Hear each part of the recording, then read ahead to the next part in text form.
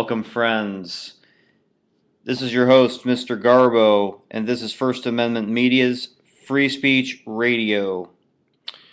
Today is December 26th, 2012, the day after Christmas. I want to welcome you to the show tonight. I hope this broadcast finds everyone safe in the wake of blizzards and tornadoes and all sorts of other calamities that have rocked our nation since we celebrated Christ's birth yesterday. Christmas was a wonderful experience for me this year, as it always is.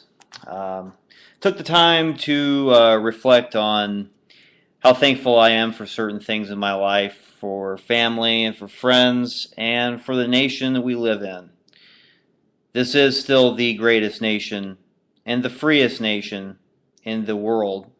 And we do a lot of complaining, we do a lot of talking about bad news and the assaults on our liberty that we're seeing every day, but still we are the freest nation in the world. But if we do not continue to stay awake, if we continue to stay asleep, we will not be that free nation anymore. Freedom is a responsibility. You have to maintain the freedom, just as in any other relationship that you might have, a marriage, a friendship, etc. You must maintain that relationship, and we must maintain our relationship for freedom. On Christmas Eve, I went to a church service, and we had a pitch-in dinner afterwards, and I took the time not only to reflect on the religious significance of Christmas, but to reflect on the liberty that I had to be able to go to church and to be able to pray and to worship, and the homily that was delivered by my priest. He was free to say what he wanted to say and to preach the gospel, just as in this country other people of different faiths are welcome to say what they want, practice what they want, and pray to who they want. We all have our own opinions, but we all believe in freedom and that should be preserved. And I felt that this year, in the wake of a new defense authorization bill, in the wake of assaults on our free speech and our religion, this country is becoming all the more secular. This country, kids are no longer going to church in the ways they used to be. The internet and Hollywood and various types of other media have taken the place of what religion used to be. Movies and music preach out against going to church and staying asleep and being lazy, and that is what is going to be the downfall of this country eventually. And we have to keep wishing. We make Christmas wish lists. We tell our friends and our family what we want. The kids sit on Santa Claus's lap and tell him what they want, giving parents ideas for what the kids actually want. But what we have to do is we have to tell our lawmakers and the media, the mainstream media, what we want. We want more liberty. We don't want assaults on our free speech. We don't want assaults on our religion. If we want to put up a nativity scene, we're going to put it up. If we want to pray in school, we're going to pray in school. I'm not saying that the teachers have to lead prayers or if that's maybe even inappropriate, but kids are never going to be denied having a Bible in the classroom. That's a total assault on their freedom of religion. Them having, I've seen numerous stories. I can't point out one recently, but I've seen them in the past where children are told, bring a book so you can have an hour to read quietly, a book of your choosing, and the child brings in a Bible. And the teachers confiscate the Bible, and they say, oh, you can't read that in here. That's a religious text. Don't ever bring that back to school. And, they give them some secular book to read that's published by communists, preaching political correctness and secularism. That's unacceptable, and we must resist those forces. We also have to be thankful in this Christmas season that our finances are still in place. Our country has had a certain economic downturn, and that, of course, is the fault of the banks. Most of the problems in this country are the faults of the banks, the global banking system. Um, we allow a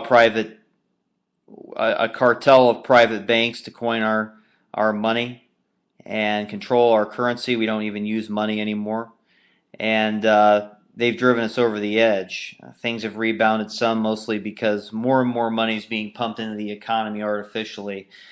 I certainly wish that I could just add zeros to the amount of money I have in my checking account, but if I found a way to do that, I would be charged with theft, and I'd be put in prison. But the international banking cartel, who's funding all the wars and funding the assaults on our liberty, is a means to control us more. They're not subject to those rules, and they're making billions and billions of dollars while we suffer. And that is not the American way. No sir, no sirree, Bob.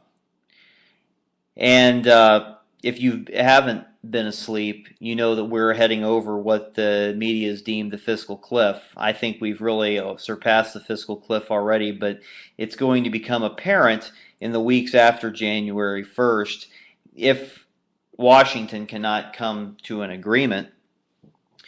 And per an article on Reuters today, it doesn't look like that agreement's going very well. Obama has his version. Boehner and Congress, they have their versions, and they're not seeming to mesh well together. But the real story here is that our government, everyone in the government, from the Congress to the Senate to the President to the Vice President, they need to be fired. We need to vote them all out of office. How much longer are we going to tolerate a two-party system when they're taking our tax dollars for their own political gain? If you haven't been asleep, if you have been awake these past few months when they've discussed this fiscal cliff, you know that if you are a regular middle-class person, that you may be facing $2,000 more a year in taxes. That's almost $200 per month more that you're going to pay, a little less. That's a lot of money. That might be your student loan payment. That might be the money that you save to take a vacation. That might be the deciding factor or whether you're going to eat well in the month. Who knows? $200 is an incredible amount of money to me, and it's an incredible amount of money to a lot of other Americans.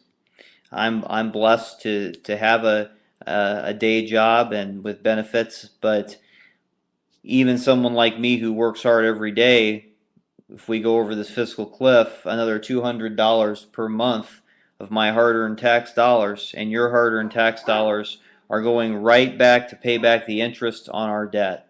It's not even going to assist the government. It's just assisting the government in paying back debt to the bankers that we never should have gotten in the first place. And yet, during all of this, Congress decides and the president decide they're going on vacation. Like a bunch of babies, they decide, we can't come to an agreement now. Might as well just go ahead and leave town. So that's what they did. President Obama spent over $1 million of your tax dollars getting himself to his luxury home in Hawaii, and then spending time on the beach with his daughters, who point out go to a school with where there are armed guards, and most of the media moguls who are rallying against our Second Amendment rights, they send their children to schools with armed guards. So tragedies that like which befell the poor students in Newtown, Connecticut, that it wouldn't happen there. The Second Amendment is something I'm going to get to later in the broadcast. However, it points out that our leaders are totally out of touch with reality. They live in an altered state. They're very privileged people, and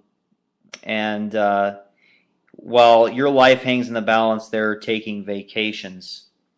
Simply unacceptable.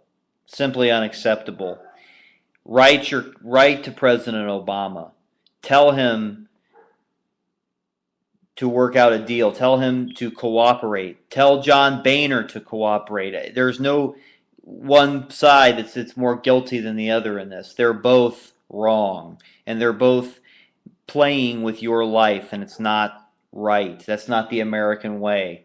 That's not why we elected these people.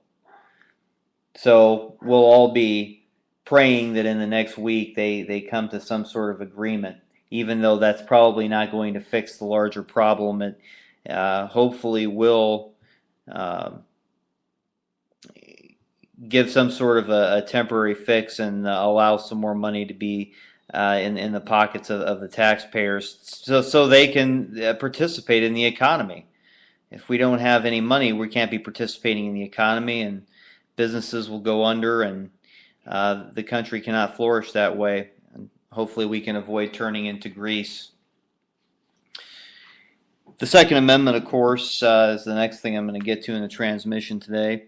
We're seeing continued assaults on the Second Amendment since Congress and the President have taken vacations. You've heard less and less about it in the last few days because the anti-gunners are all on vacation under armed guard while they're discussing taking away your rights to bear arms. While they can stay secure, you cannot. Lots of interesting topics. I want to first highlight an article that I wrote today on my personal website. That website, if you'd like to write it down, is Mr. M-I-S-T-E-R Garbo GARBO.wordpress.com is my personal site, and I have also posted it on our First Amendment Media website, which is firstamendmentmedia.tumblr.com. Again, firstamendmentmedia.tumblr.com. We hope you visit, and visit often, as I'm trying to post as many original articles and other articles of interest that I come about that have to do with the cause of liberty and how our rights are continuously under assault, and hopefully so you can value the rights that we still have. But let's take a look at Chicago. I'm not far from Chicago. And what's wrong with Chicago? Well, I'll tell you what's wrong with Chicago. Chicago has draconian gun laws. Chicago has gun laws that reward the criminals and punish the law-abiding citizens. To most people, that is, again, what Larry Pratt had to say about is obtuse morals, I believe is how he put it. It is obtuse when you reward the criminals and punish the law-abiding, but that again is what our society does all the time. Just look at our current state of welfare and Obama phones, etc., etc. Well, last night on Christmas, one person was killed in Chicago, 13 others were wounded in continued acts of violence. It's also, of course, pointing out that back in August 23rd of this year, 19 people were shot in Chicago. Now, the mainstream media is not picking up on these because they have a certain bias against the Second Amendment, and they don't want to highlight how gun control has failed in its I don't even know how to what word to put on Chicago, but in its premier city, its premier place in the nation, Chicago, which Chicago has some of the most probably Illinois has the most restrictive gun laws in the entire country. You are forbidden unless you are a member of law enforcement from carrying a handgun in public. You can't carry it concealed, you can't carry it open, you can't carry it at all. And only until recently were you even allowed to possess a handgun in the city of Chicago. Now, thanks to a Supreme Court decision in 2010, that was McDonald versus Chicago, that gun ban was struck down. And they are still, you have to jump through lots and lots of hoops that I don't have to jump